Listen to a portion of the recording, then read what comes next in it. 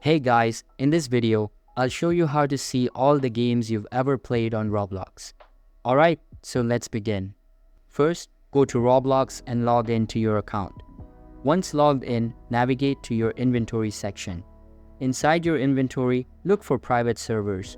If you have any items from private servers, you can select one to view the server details, including the type of map it was.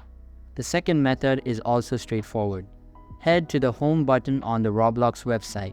Scroll down a bit until you find the Continue section. Click on See All. This will display all the games you have played on Roblox. For example, if your account is new and you've only played a few games, you'll see just those games listed. If you've played many games, all of them will appear in this list. These two methods will help you easily track the games you've played on Roblox. And that's it for this video.